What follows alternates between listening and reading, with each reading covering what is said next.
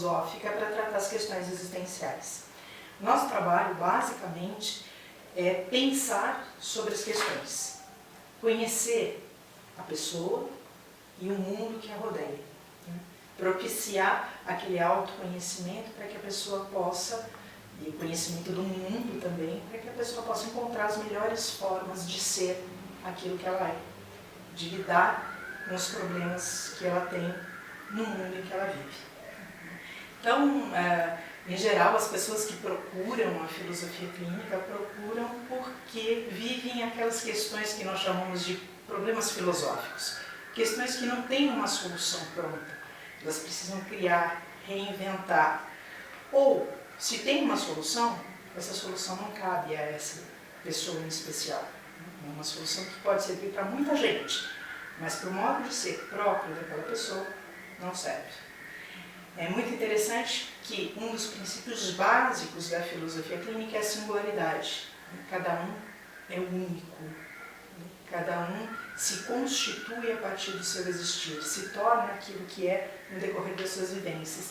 Então, a primeira coisa que a gente faz é aquilo que a gente faz na filosofia. Diante de um problema, contextualizar esse problema. Então, desde quando surgiu, né, o que é isso, quais os dados ali daquele entorno. Depois, contextualizar esse problema na história de vida da pessoa. Ela conta a sua historicidade, ela vai ali relatando como, desde as suas primeiras lembranças, como ela foi vivendo e se tornando aquilo que ela é. Tudo que ela pensou, sentiu, viveu, é importante para entender o seu modo de ser e de lidar com as coisas do mundo.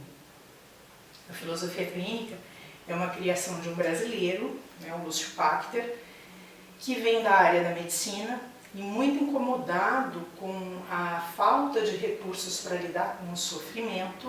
Né? A medicina tem elementos importantíssimos para cuidar das doenças, e ele estuda as doenças e tenta curá-las, mas existe algo para além disso, que é o sofrimento, e para o que a medicina não tem remédio. Não há remédio para o sofrimento. E ele é subjetivo. Então, os elementos da medicina não dão conta disso. E a filosofia tem toda uma história de trabalho com a subjetividade. O Lúcio Pachter, em busca de uma forma para lidar com o sofrimento, para auxiliar as pessoas com o seu sofrimento diante das limitações, das perdas da existência, ele se depara com a filosofia prática, né, que foi iniciada por Achenbach na Alemanha, e se inspira nessa filosofia prática, mas sente falta de alguns elementos, né, como elementos de anamnese que são próprios da medicina. Então ele vai em busca disso, né, e começa a fazer algumas experiências no sentido de ouvir as pessoas, e ao ouvir as pessoas buscar na filosofia elementos para que essas pessoas pudessem lidar com essas questões. Num primeiro momento, ele faz como se faz na medicina, né? Uma série de perguntas para que as pessoas possam trazer alguns dados para ele poder escolher entre tantas e diferentes correntes existentes na filosofia, qual ou quais dessas correntes, que muitas vezes são até contraditórias entre si, né, podem auxiliar a pessoa a lidar com as suas questões. Só que ele começa a perceber que as pessoas têm questões muito parecidas, né, como valores, família, sociedade, até que ele se depara com alguns textos, em especial o texto de Gadamer, Verdade e Método, onde ele está falando sobre os pré-juízos e como as nossas pesquisas podem ser conduzidas pela visão de mundo que nós temos anteriormente. Então nós partimos de uma visão de mundo e enxergamos aquilo que a nossa visão de mundo nos permite enxergar. Formulamos as questões de modo a conduzir a pessoa para um determinado caminho que tem a ver com o nosso vivido e não com o vivido do outro. E aí ele percebeu que aquilo tudo que ele enxergava nas pessoas não era das pessoas, era dele. Ele que estava perguntando e conduzindo as pessoas para aqueles caminhos, né? Então, a partir daí, ele faz uso então da historicidade, né, para coletar os dados. Daí, essa ideia da gente fazer uso da historicidade. Isso a gente faz, inclusive, agora, né, nos trabalhos práticos no consultório, levantando essa historicidade, porque é ela que nos dá os referenciais sobre o vivido da pessoa, qual é a visão de mundo, qual é o lugar no mundo que aquela pessoa habita, né? E, a partir desse lugar, quais são as possibilidades de existência que ela tem, que não são as mesmas que eu tenho do meu lugar, ou você, do seu lugar. Então, esse é um ponto importante. Bem, com todo esse trabalho, ele foi desenvolvendo pesquisas procurando, então, né, e buscando lá na filosofia respostas. E criou todo um instrumental que tem 3 eixos básicos. O primeiro eixo chama-se exames categoriais. Os exames categoriais dizem respeito ao universo no qual a pessoa se insere. Nós temos nessas categorias que são observadas, desde o assunto que a pessoa traz, que é a queixa, né, o que faz com que ela procure um auxílio, circunstância, que são todos os elementos de entorno, né, desde as estruturas sociopolíticas, culturais, a linguagem, né, a família, o trabalho, todos os elementos que estão à sua volta. Lugar, que é lugar existencial, ou como a pessoa, né, se sente nos seus endereços existenciais, o seu próprio corpo, né, as suas abstrações, ela no mundo. Tempo, como a pessoa lida com o tempo, e a gente observa tempo cronológico, tempo subjetivo, e a relação entre ambos, né? Às vezes, a pessoa está vivendo algo no passado, ou está no futuro, não está necessariamente vivendo o presente. Ou, às vezes, a pessoa tem uma determinada idade, mas ela se sente como se tivesse uma outra idade. Isso é simplesmente um dado do seu modo de ser. Não tem nem certo, nem errado, nem bom, nem mal nisso. É simplesmente um dado. Categoria relação, que é, né, a 5ª categoria que nós observamos, com quem ou que essa pessoa se relaciona e qual a qualidade dessas relações. Com ela mesma, com o mundo, com o outro. Esse outro pode ser uma instituição, uma atividade, um objeto, um animal de estimação, uma outra pessoa também, né? Então, observamos essas categorias nos exames categoriais. Observamos também a estrutura de pensamento, que é o segundo eixo. A estrutura de pensamento diz respeito a como a pessoa se constituiu até aqui e como ela continua se constituindo. É um processo de devir, é o sendo. Né? Não que a gente possa dizer ela é deste jeito. Não, ela até aqui se constituiu dessa maneira e ela continua o seu percurso. Por isso acompanhamos este percurso constantemente. Então, aí são 30 tópicos que são observados, que vão desde a visão de mundo, o que ela acha dela mesma, como ela lida com as suas sensações, com as suas abstrações, emoções, prejuízos, como é a lógica do seu pensamento, o seu modo de expressão, sua forma de conhecer, as suas crenças, enfim, né, os seus papéis, suas buscas. São 30 tópicos que são observados. E são observados sempre de acordo com os padrões dessa pessoa, né, que são próprios dela, e sempre em relação com as categorias dos exames categoriais, a relação entre os tópicos. Então são muitas possibilidades de articulação. O terceiro eixo nós chamamos submodos, são as formas que a pessoa usa para lidar com as suas questões. Então nós vamos observar como ela lida com os problemas habitualmente e qual é o resultado disso.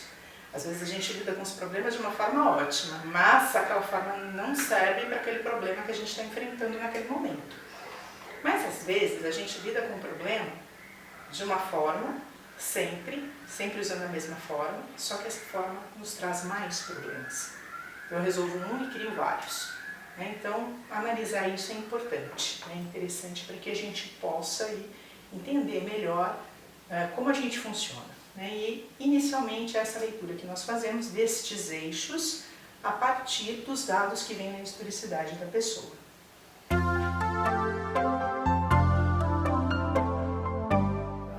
A filosofia clínica tem alguns elementos fundamentais. O primeiro deles é a importância da escuta.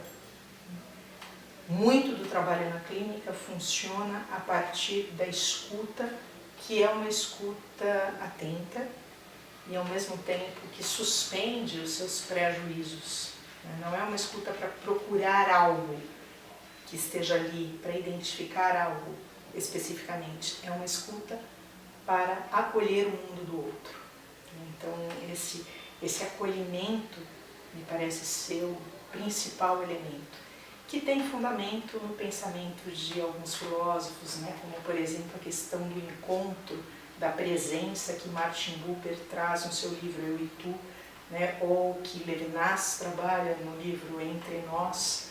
Né? Então, aqui a gente tem toda uma relação, uma interseção que se estabelece.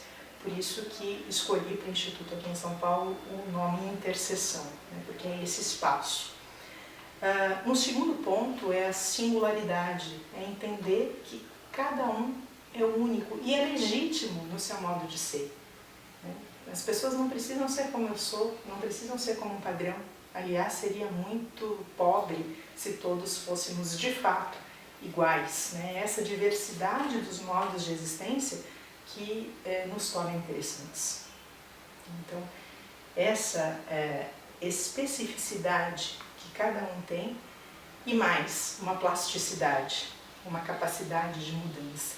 Grande parte do nosso desespero, né, é que nós não acreditamos na possibilidade de mudança, mas nós nos modificamos o tempo inteiro. Cada célula do nosso corpo, né, está se renovando constantemente. Então, será que nós não mudamos? Mudamos nesse nível e mudamos em outros níveis também. Temos a capacidade de aprender, né, e de nos tornar. Então, penso que esse trabalho ele se torna interessante na medida em que a pessoa aprende acerca das suas possibilidades. Algumas pessoas perguntam se precisa conhecer filosofia ou ler textos filosóficos, né, para fazer essa terapia. Não. O nosso trabalho é um trabalho que se dá na linguagem da pessoa. Enquanto a pessoa está contando a historicidade, a gente vai aprendendo aquilo que Wittgenstein, um filósofo austríaco do século XX, chama de jogos de linguagem. Então a gente aprende a linguagem dessa pessoa e a gente vai conversar com a pessoa na linguagem dela, né, pensando o mundo a partir dela. É muito comum a pessoa chegar no consultório querendo partilhar algo. A gente chama inclusive de partilhante a pessoa que vem ao consultório. Não é paciente, porque não é o filósofo quem conduz o processo. Quem conduz o processo é a própria pessoa. Ela partilha as suas questões, a sua existência, o seu vivido, né, o seu pensar, o seu sentir. E o filósofo nessa partilha entra com a metodologia filosófica, né, que supõe pensar as questões e pesquisar. Então a gente parte de um princípio que o filósofo clínico não sabe aquilo que a pessoa também não sabe. Você não sabe, eu não sei, vamos pesquisar juntos. Então essa é a ideia. E não partimos então de teorias prontas, né, que vão dizer por onde se deve caminhar. É sempre uma aprendizagem. Cada caso é único.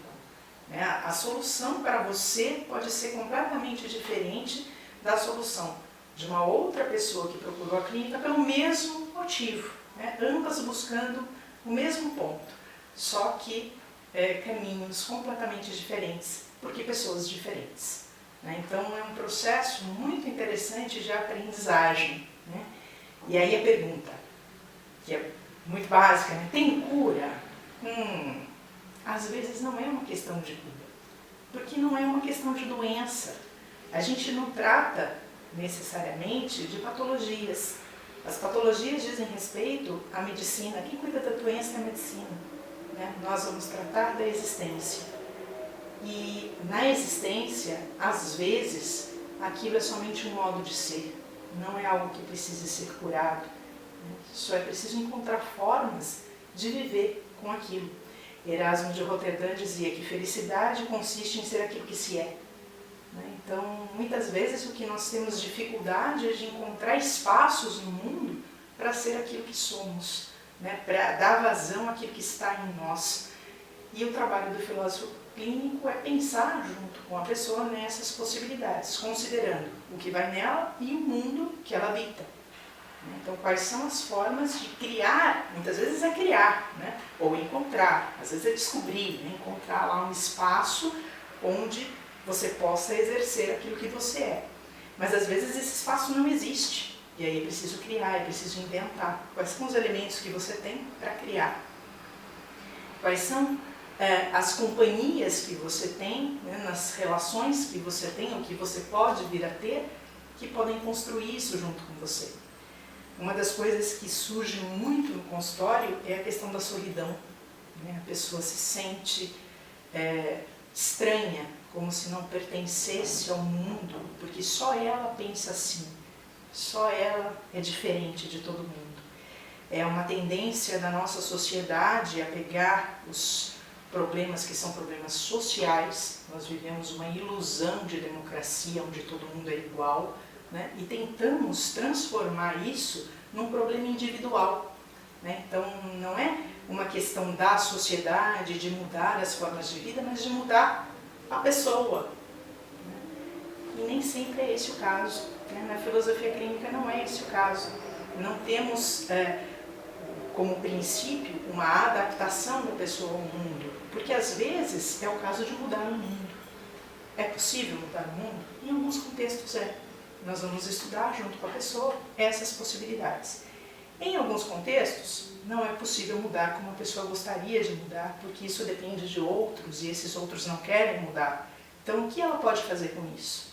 Ela tem elementos para lidar com isso? Existem outros contextos para os quais ela pode migrar, né, e deixar aquele contexto de lado? Ou existem formas para ela se descobrir ali naquele contexto? O que fazer? Em princípio, nós não sabemos. É a própria pessoa, no decorrer do processo, quem vai definir qual é o melhor caminho para ela. Por isso, não se trata de uma terapia onde se conduz a pessoa a um determinado ponto. A clínica aqui tem o sentido originário, né, ali do início da medicina, lá em Hipócrates, onde o médico ia ao leito do doente, conhecer as águas, os ventos da região, os hábitos daquela sociedade, para verificar o que estava gerando aquele mal-estar. E pensar junto com a pessoa em formas de solucionar. Tem esse sentido de clínica, não o sentido de adaptação, não o sentido de tirar a pessoa de um estado e colocar em outro, que seria um estado, vamos dizer assim, idealmente bom. Não, o que é bom para um, o que é bom para o outro é muito diferente. E isso considerando, e isso é muito importante, tudo aquilo que está à volta. Por isso que nós trabalhamos a partir dos exames categoriais. Porque a gente pode criar uma grande ilusão se a gente não olhar para o mundo onde a gente vive, né? E começar a criar sozinho, aí eu me separo do mundo e começo a criar uma realidade paralela. Só que existe uma grande frustração quando eu me deparo com as inviabilidades, com as impossibilidades que o mundo coloca para mim. A realidade está aí, existe, precisa ser pensada. Mas partimos de um conceito de verdade que é um conceito trabalhado inicialmente por Nietzsche, depois por Foucault, que é a verdade como uma construção histórica, né? Não é a natureza do ser humano que é assim ou é assim, né? Não vivemos dessa maneira que vivemos hoje durante toda a história da humanidade. Dessa maneira nós construímos. Da mesma forma como nós construímos, nós podemos desconstruir, construir de uma outra maneira. Tudo depende daquilo que fizermos. Mas quando nós acreditamos que é natural viver assim, nós não vemos saída. Então, o interessante é observar qual é o processo de construção. Então, diante das questões que a pessoa traz, nós vamos buscar essa gênese, né? Às vezes de como ela se constituiu, às vezes de como historicamente a gente chegou nesse ponto. Porque se apropriando do processo, a pessoa pode ter elementos para desconstruir e construir de uma outra maneira. Por que se pensa assim? Quando a gente pega as coisas prontas e compreende essas coisas como naturais, é assim porque sempre foi assim. Não foi sempre assim. Existe uma construção. De onde vem isso? E às vezes as coisas são interessantíssimas, porque a gente descobre que aquilo que gera tanto sofrimento hoje é completamente desnecessário.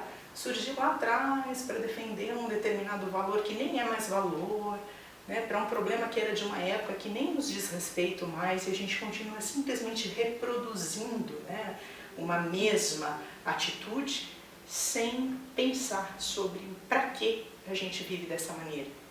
Sempre se viveu assim, é assim que se vive. Então, a filosofia clínica nos permite observar essa gênese e descobrir outras formas, ou descobrir os elementos que nós temos para inventar novas formas, com base sempre no estudo da realidade. Isso não dá para prescindir. Agora, é interessante, né? Algumas pessoas perguntam, mas qual é o resultado disso? Também depende. Depende muito de como é aquela pessoa. Para qualquer pessoa, em geral, para as pessoas que buscam pensar sobre a sua existência. Algumas pessoas sentem alguma dificuldade com a filosofia clínica, pessoas que querem respostas prontas, que buscam receitas. Não temos receitas nem respostas prontas. O trabalho é exatamente esse de investigar, de pensar, de criar. Excetuando isso, posso me remeter a Epicuro e dizer que a filosofia, como ele dizia, não tem idade, nunca se é jovem demais nem velho demais para filosofar. Seria o mesmo que dizer que se é velho demais ou jovem demais para atingir a felicidade. Então, da mesma maneira, a filosofia clínica não tem idade, não tem classe social, não tem atividade, não tem nível intelectual, pode atender a qualquer pessoa que tenha disposição para pensar sobre a sua vida. E isso, a capacidade de pensar sobre a existência, todos nós temos. Para pessoas que receberam diagnósticos, ou diagnósticos de uma determinada doença, ou diagnósticos de transtornos mentais, geralmente há uma pergunta, será que a filosofia clínica tem instrumentos para lidar com isso? Sim, temos instrumentos não para o transtorno em si, mas para auxiliar a pessoa na sua existência. O transtorno passa a ser, ou o diagnóstico que você recebeu, passa a ser mais um dado da sua existência. Às vezes, não é o principal dado. Há pessoas que recebem um diagnóstico e elas passam a ser conduzidas na existência por esse diagnóstico. Eu até escrevi um texto certa vez com esse título, Eu Sou um Diagnóstico, porque a pessoa que vem e se apresenta muitas vezes no consultório, eu sou cardiopata, eu sou esquizofrênico, eu sou depressivo. Então, como se toda a sua existência ficasse limitada àquele diagnóstico. A pessoa é muito mais do que isso. Esse é apenas um dado do seu existir. E olhar para as suas outras possibilidades pode ser extremamente interessante para encontrar as formas de existência para além daquele diagnóstico. Em alguns casos, trata-se, inclusive, de uma nova potencialidade. A pessoa descobre novas formas a partir daquele diagnóstico. E ao entrar em contato com isso, ela se constitui de uma outra maneira. Há vários casos assim, que a pessoa vem achando que é um fim, porque recebeu um diagnóstico, quando na verdade é um recomeço de uma existência com outras características. Tem gente que poucas consultas conseguem encontrar formas para lidar com suas questões, mas há pessoas que precisam de mais consultas. Isso depende do tipo de questão que a pessoa traz, depende de como a pessoa é, de como ela lida com a sua historicidade, com as suas vivências. Então, até isso é bastante singular. Então a gente fala, o básico é a pessoa contar a historicidade. Sim, mas em alguns casos a pessoa vai contar a historicidade por outros elementos, porque é próprio dela. Eu não consigo contar a minha história falando, mas eu posso contar a minha história a partir de músicas, a partir de desenhos, a partir de fotos, enfim, eu posso trazer esses dados por outros dados de semiose, por outras maneiras de me expressar. Então, tem até uma senhora uma vez que ela precisou contar a historicidade dela a partir da sua trilha sonora. Ela falou que tinha a trilha sonora da vida dela. Então, tá bom, traz as músicas e vamos ouvir. E ela ia ouvindo e ia lembrando de todo o vivido enquanto ela ouvia aquela música lá atrás. Então, isso depende do processo de cada um.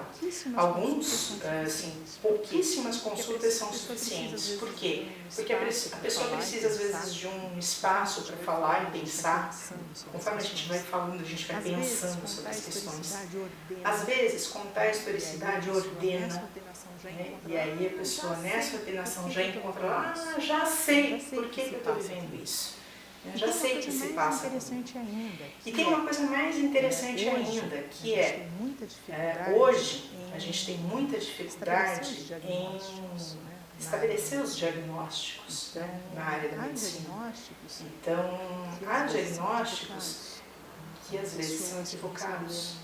Então, pessoas que receberam um diagnóstico de depressão crônica recorrente, de repente, se descobrem nesse processo como alguém que não tem mais depressão, coisa que não poderia acontecer, de acordo com aquele diagnóstico.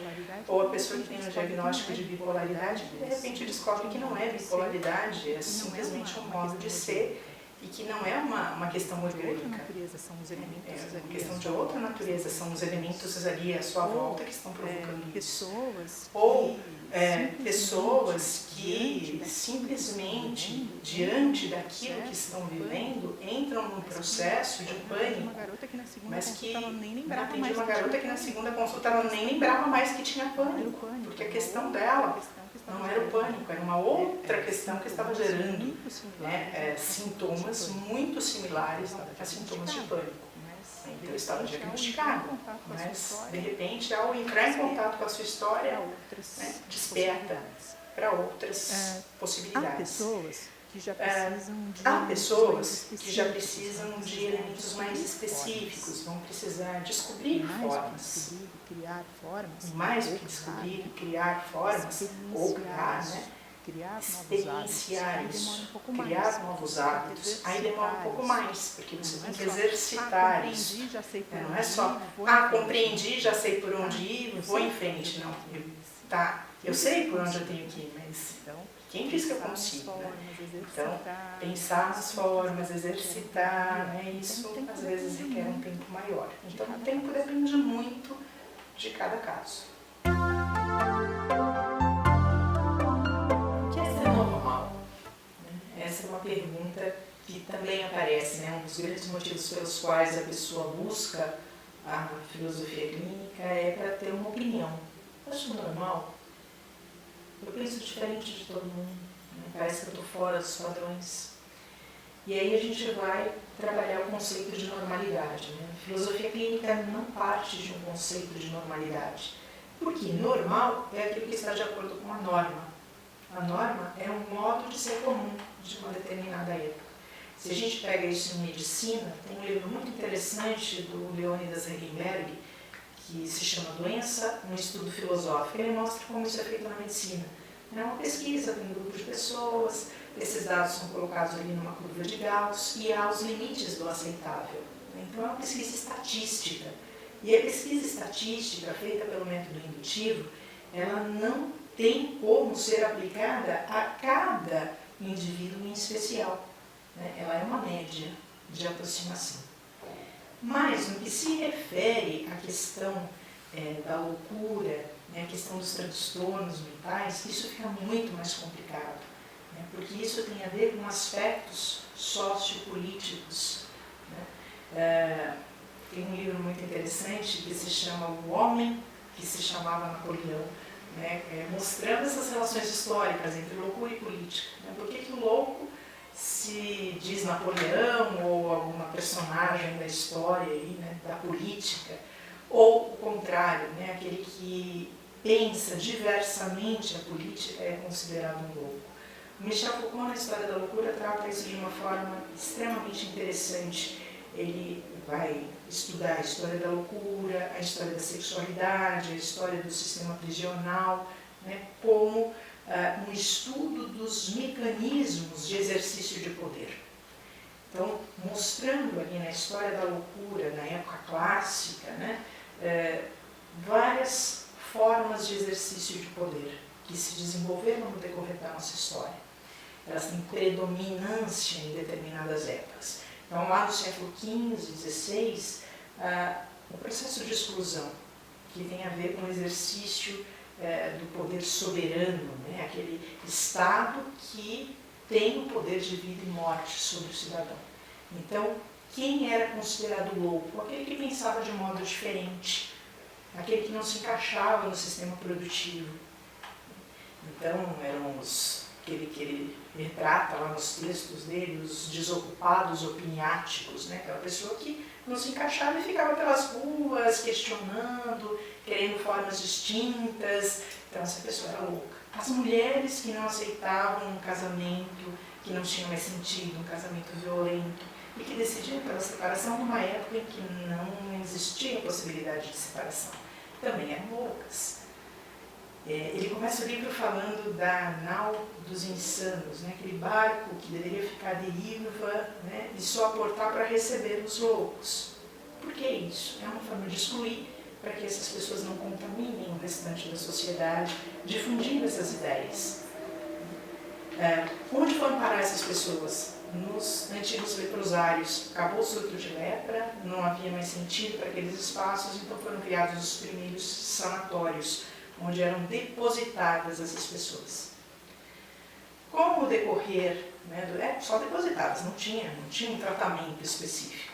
Com o decorrer do tempo, né, começam-se a se desenvolver os tratamentos, né? E um momento muito interessante é o momento das pesquisas de Pinel e os seus seguidores, que propuseram um tratamento moral. Eles estabeleciam uma relação da loucura com o corpo, né? E esse tratamento, hoje a gente vê como tortura, mas naquela época era a ciência da época, né? Então, um tratamento à base de duchas de água fria, porque supunha-se que a pessoa está louca porque está com a cabeça quente. Então, ducha de água fria vai esfriar a cabeça. Ou uma espécie de uma gaiola onde a pessoa era presa e rodava para que as ideias voltassem para o lugar, porque partia-se do princípio que as ideias estavam fora do lugar. Então, imagine assim, você pensa de modo diferente. Vai lá, ducha de água fria. Aí pergunta para você como você pensa. Você repete a mesma coisa, ducha de água fria. Ducha de água fria, ducha de água fria, até que você, de repente, percebe que não dá mais, você não aguenta mais a ducha de água fria, você responde aquilo que eu quero ouvir, então você está curada. Os tratamentos passavam por algo semelhante a isso. Trabalhos forçados e porque era necessário, né? Enfim, uma série de atividades que se supunha que, subjugando a pessoa a essas atividades, ela teria um tratamento moral e estaria curada. E aí a gente segue, né, com vários elementos. Essa forma de exercício de poder já não é mais o poder do Estado sobre o cidadão, mas das instituições como intermediárias, né? Então, Michel Foucault nos mostra que o mesmo exercício de poder que ele denomina poder disciplinar, que ocorre nos hospitais, ocorre também nas escolas, nas fábricas, né, nas prisões. É a mesma forma, onde o cidadão deve ser disciplinado. E esse cidadão vai ser disciplinado de um modo tal que, do final do século XIX para cá, a gente tem a predominância do biopoder. Eu não preciso mais das instituições porque esse poder é exercido sobre as massas, né? Eu mesmo me cobro, eu não me encaixo, né? E não precisa uma instituição me dizer que eu não devo pensar daquela maneira. Eu mesmo vou procurar, né, uma forma de não pensar desta maneira. Naquele momento, né, do tratamento moral do Pinel, até era possível as pessoas... bem, eu posso dizer que eu penso de um modo diferente e continuar pensando daquele jeito. Será que a gente consegue fazer isso com o uso de determinados medicamentos? Então, hoje nós temos formas que vêm muito mais de dentro para fora, elas mexem dentro. e elas são muitas vezes escolhas da própria pessoa, porque ela não se encaixa. Mas a pergunta é, o que é ser normal? Então, considerando que nós estamos pensando um modo de vida dentro de um contexto, então vamos pensar em que essa sua forma de ser traz prejuízos para esse contexto, para você mesmo, prejudica o outro. Se não há isso, qual é o problema de ser desta maneira? Tem um trecho do Erasmo de Roterdã que é fantástico, quando ele conta a história de um homem que vai ao teatro diariamente, ele assiste uma peça que não acontece, o teatro está vazio, mas ele se emociona, ele chora, ele aplaude aquela peça, e os amigos preocupados com ele resolvem levá-lo ao médico, que receita o Eléboro para ele, o medicamento da época, ele toma e para de ter as visões. E ele diz, amigos, vocês acabaram com toda a alegria da minha vida. Que mal tinha neste homem estar ali, assistindo essa peça imaginária diariamente. Simplesmente uma forma de ser, que não estava trazendo prejuízo a ninguém. Mas nós constituímos um modo de ser, que o Michel Foucault descreve muito claramente como sendo a ideia de um mesmo, de um modo único, predominante, onde todos devem ser desta maneira. Aqueles que não forem precisam de alguma forma, ou ser incluídos ou excluídos. Então, ou você se torna aquele padrão, ou você é excluído, não tem lugar para você. Talvez esteja no momento de a gente pensar uma forma de vida onde haja lugar para esses diferentes mundos, porque é legítimo ser diferente. Partimos disso na nossa conversa, na questão da singularidade e da plasticidade. Então, quem somos? O que é ser normal? Às vezes, estar de acordo com a norma é gerar sofrimento para si e para o outro. Porque de onde vem essa norma? Como ela é construída? A quem ela serve? Às vezes serve a alguém que está muito distante daquilo que nós gostaríamos de atender como princípios da nossa existência. Serve, por exemplo, a interesses econômicos, serve, por exemplo, a interesses políticos, que dizem respeito, sim, ao nosso existir, porque trazem essa influência direta, mas que nós não gostaríamos de replicar, nós gostaríamos de transformar. Continuam sendo questões relativas ao poder.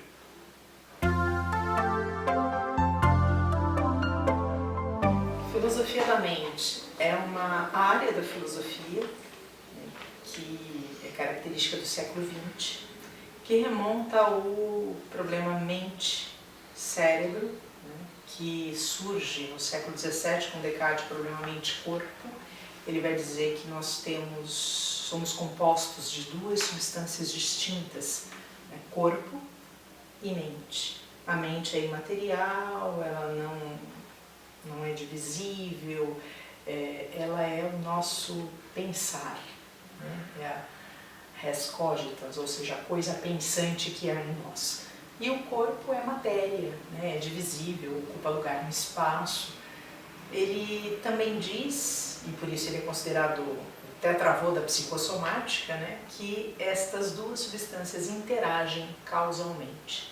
E é um problema filosófico responder como isso é possível. Duas substâncias, uma material e outra imaterial, que interagem causalmente. Pensando que Descartes está falando de uma causalidade linear, como se pensava no tempo dele, uma física mecânica. Então, esse problema fica, ele não é respondido, ele fica. Descartes diz que essa interação se dá, inclusive ele localiza na glândula pineal, porque naquela época a ciência da época era fisiologia, e se você pegar um cérebro e olhar esse cérebro, você vai ver que tem dois hemisférios. A glândula pineal é a parte que não tem dois hemisférios, ela é única. Então, por isso, fazendo as dissecações, ele chega à conclusão de que ali é a sede da alma, porque ela é única, não tem duas partes. Vejam, é uma forma de argumentar, mas que não prova, né? Não é um argumento forte o suficiente para nos provar que essa interação dessas duas substâncias se dá de fato e que existem sim duas substâncias. Essa questão fica, muitos filósofos trataram dessa questão. Kant, no século XIX, vai dizer que é uma questão insolúvel, que está para além da nossa capacidade de compreensão. E em 1949, Gilbert Ryle, que é um filósofo da linguagem, publica um livro chamado Conceito de Mente, onde ele diz que o problema mente-cérebro é um pseudo-problema, ele é só um problema de linguagem, né? E nós colocamos em categorias distintas aquilo que não cabe, né? Colocam na mesma categoria aquilo que pertence a categorias distintas, então a gente gera um problema. A partir dessa publicação surgem muitos textos sobre o problema mente-cérebro, ele reacende. Então, em 1949, o conceito de mente é um marco, né, da filosofia da mente no século XX. Ela surge aí como disciplina a partir desse texto. O interessante é que nós não temos clareza acerca do que é o mental. Nós chamamos de estados mentais os nossos pensamentos, sentimentos, crenças, desejos, sonhos, dores, né? Todos esses elementos que supõem a nossa subjetividade. Já os estados físicos, ainda na definição cartesiana, são aqueles que, né, ocupam lugar no espaço, né? Eles são corpóreos, né? Eu posso mensurar, eu posso tratar a partir das ciências da natureza. Os fenômenos mentais, eu não tenho como tratar a partir das ciências da natureza, porque eles não são mensuráveis. E quando eu falo de transtornos mentais, eu estou falando destes elementos não mensuráveis. Não existem exames que possam mensurar um transtorno mental. Existem exames que descartam outras síndromes, mas não que confirmem uma síndrome de um transtorno mental. Então, isso é um ponto importante para que nós possamos observar estas relações. Observamos também que, em muitos casos, os nossos pensamentos, os nossos sentimentos se modificam e provocam modificações orgânicas. Isso pode ser observado em várias pesquisas sobre biofeedback, meditação. Os yogis conseguem fazer isso assim, com muita facilidade, né? Mudando os pensamentos, alterando seus estados mentais, eles alteram os seus estados físicos. Essa relação, estados físicos, estados mentais, tanto nesse sentido, né, de alterar os pensamentos e alterar o corpo, ou vice-versa, né? Então eu tomo um medicamento e isso altera os meus pensamentos, eu faço uso de uma droga e isso altera os meus pensamentos, os meus sentimentos, né? E assim vai. Esta relação é chamada, nesta área, de causação mental. Um problema que já surge lá com Descartes, né? Como essas substâncias, corpo e mente, interagem causalmente. Até hoje nós não conseguimos explicar como se dá a causação mental, embora ela seja observável clinicamente, né? Médicos observam isso, psicólogos observam isso, nos nossos consultórios de filosofia clínica também observamos isso, né? O que nós temos aí então? Uma necessidade de pensar um pouco mais e pesquisar um pouco mais o que é este nosso mental, né? E quais são as relações existentes entre os nossos pensamentos, os nossos sentimentos, os nossos desejos, os nossos sonhos, as nossas dores e o nosso organismo. Morrer literalmente de desgosto, curar uma doença, pode acontecer a partir da mudança dos estados mentais. Aqui alguns cuidados precisam ser tomados, porque a gente não sabe exatamente como isso se dá. Então é muito fácil a gente criar aí, né, ilusões acerca disso e achar que eu vou pensar que eu vou ficar bem, então eu fico bem. E aí eu não fico bem e acho que eu não pensei direito e redobro a minha culpa, né? Então, um livro da Susan Sontag, A Doença como Metáfora, ela mostra isso muito claramente, né? Então, ela primeiro trata da tuberculose, que era chique, né? Morrer de tuberculose, tinha um glamour em morrer de tuberculose, e que tinha a ver com essa relação, né, de escolha de caminho de vida.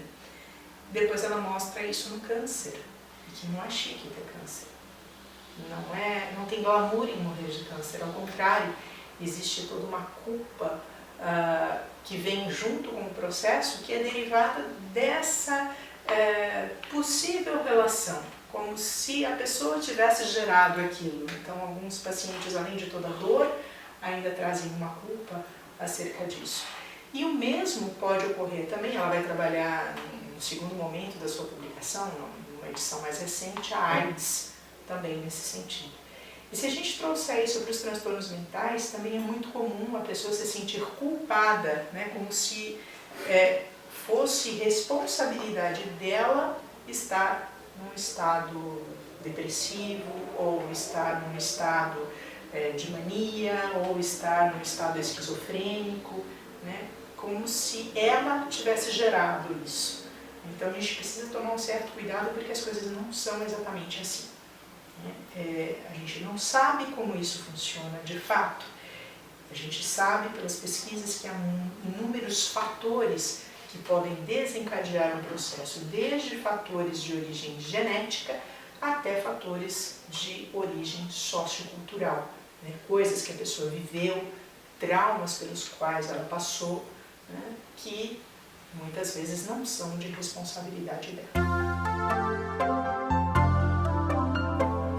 Não sabemos exatamente, né, como se dão esses processos e o que é a mente, até agora não definimos. É interessantíssimo, porque a psicologia, que é a ciência da mente, em tese deveria ser, ela acaba trabalhando com o comportamento, né, e lendo o mental a partir do comportamento. Então eu leio principalmente em terceira pessoa, né, como um observador externo. E com uma série de questões que surgiram aí na década de 90, né, que foi decretada a década do cérebro, nós temos uma mudança de contexto. Então, o que acontece? Um grande número de licenças por questões de transtornos mentais nos Estados Unidos faz com que o governo norte-americano decrete a década de 90 como a década do cérebro. Isso vai trazer uma série de recursos para pesquisas, em especial pesquisas sobre medicamentos, que possam acelerar esse processo, né? Porque um trabalho, por exemplo, de psicoterapia, ele é muito longo, então o medicamento seria um processo mais rápido para a pessoa poder voltar ao trabalho, evitando prejuízo para o Estado, prejuízo para as empresas. Então, a década do cérebro foi um momento de muitas pesquisas, um grande avanço nessa área, né? Dando aí origem ao desenvolvimento de algumas técnicas, como as técnicas de neuroimagem. Então, a gente tem, em paralelo com essas discussões, a neurociência, que assim como a fisiologia era a ciência da época lá para o Descartes, a física, hoje a neurociência passa a ser a ciência da nossa época. Dennett e Hacker, que são dois pensadores que estudam os fundamentos filosóficos da neurociência, afirmam que é a vingança de Descartes, né? Porque assim como Descartes separava mente e corpo, e ele foi extremamente criticado pelos neurocientistas por fazer isso, os neurocientistas separam cérebro e corpo, né? E começam a tratar o cérebro como se ele fosse, né, funcionasse isoladamente do corpo. Ou observar os neurônios, né? Estudar um neurônio, como diz o Eric Kandel no seu livro Em Busca da Memória, é que quando ele propôs ao seu orientador a sua pesquisa, o orientador disse, não, você tem que começar por um neurônio, né? Uma célula, que é a metodologia utilizada basicamente pela neurociência, a metodologia reducionista. Eu reduzo para poder entender melhor, é o foco, né? Mas esse estudo que temos, ele não é necessariamente um estudo que nos dê elementos sobre o funcionamento do mental. Ele nos dá elementos sobre o funcionamento do neurônio, descobrimos muito, isso é importantíssimo. sobre o funcionamento de partes do nosso cérebro, descobrimos muito. As técnicas de neuroimagem que surgiram, que são extremamente úteis para nós descobrirmos, por exemplo, a existência de um tumor no cérebro ou de uma região degenerada, né? Mas não temos com esses exames aquilo que às vezes pensamos ter, né? Uma fotografia do nosso cérebro, né? Um filme de como ele funciona por dentro, porque a neuroimagem não nos dá isso. Ela é construída, né, uma imagem tridimensional construída por um cálculo, né, matemático, estatístico, que supõe a pesquisa de vários cérebros. Então, quando você vê aquela neuroimagem, aquele exame que você fez, você não tem uma fotografia do seu cérebro. Você tem uma imagem que foi construída a partir de várias pesquisas estatísticas sobre o cérebro, né? Cálculos que foram vetorizados e transformados naquela imagem. Então, é como se nós estivéssemos sobrepondo várias imagens, né, e observando elementos comuns. Voltamos à questão do padrão de normalidade. Então, o que nos dizem esses exames? Né? Eles nos dizem, por exemplo, uma tomografia computadorizada é como se nós pudéssemos fazer um raio-x do cérebro em diagonal, né, cortando. Como se fazia esse experimento, esses exames antes? Só com o cérebro morto. Né? O cérebro morto era congelado, fatiado, estudado no microscópio, e ali era possível verificar se havia um tumor antes do paciente falecer. Mas o cérebro já está morto. Agora a gente consegue fazer isso com a pessoa viva, e dependendo do tumor ele pode ser retirado com uma cirurgia e ótimo, a pessoa pode sobreviver. Então é muito útil.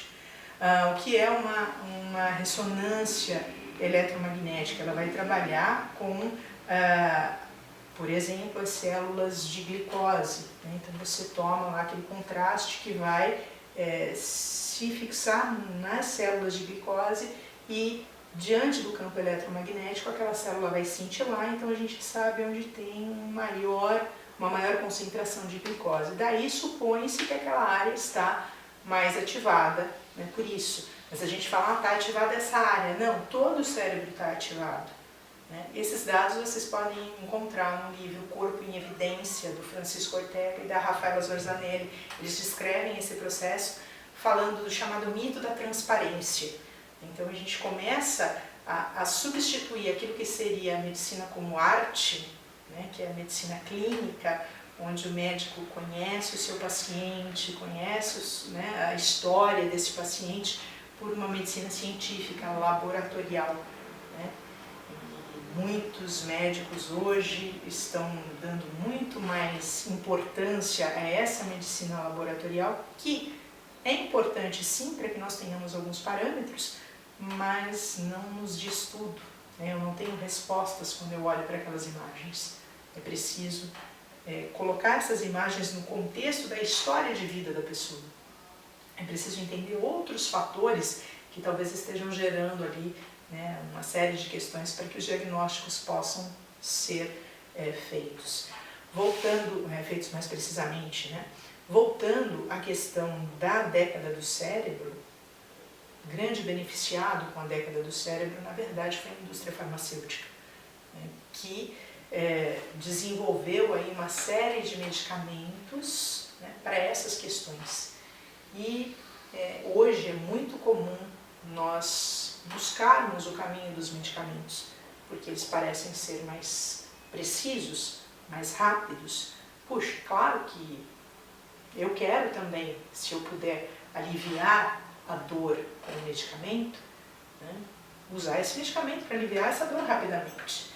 Só que, da mesma maneira que, às vezes, quando a gente machuca a perna, a gente toma um anestésico e esquece que a perna está machucada e abusa, e aí gera uma lesão ainda maior, esses medicamentos, se não forem trabalhados de outras maneiras, se a pessoa não trabalhar os seus problemas, esses medicamentos poderão se tornar o mesmo que esse anestésico. Né? Eles aliviam naquele momento, mas eles não respondem. O João Teixeira, no livro Filosofia do Cérebro, coloca uma questão muito interessante, né? Como nós não sabemos essa relação entre mente e cérebro, nós não temos como saber como esses medicamentos agem de fato, né? nos nossos sentimentos, né? nos nossos pensamentos. Então ele cita uma pessoa que tem uma ideação suicida, né? Então ela está pensando naquilo, ela toma o medicamento, ela não muda as suas ideias. O que o medicamento faz, né, para aquela pessoa é impedi-la de efetivar, né, segura. Ela não tem forças para o suicídio, mas a ideação continua. Então, será que aquele medicamento está auxiliando aquela pessoa? De fato? É um questionamento que ele faz dentro, né, dessa... Na verdade, é um livro que é de filosofia da neurociência, né, onde ele faz uma série de questionamentos muito interessantes. Depois, um outro exemplo que ele dá é: estou com ódio de uma pessoa, eu tenho vontade de matar aquela pessoa, eu tomo um medicamento. Eu não mato aquela pessoa, porque o medicamento me segura, mas eu continuo odiando aquela pessoa. Eu não resolvi a questão que está por trás disso, né? Então, talvez nós possamos olhar para isso de uma outra maneira, né? Não quero com isso dizer que os medicamentos são inúteis. Eles podem ser muito úteis em determinados contextos e a pessoa pode de fato precisar.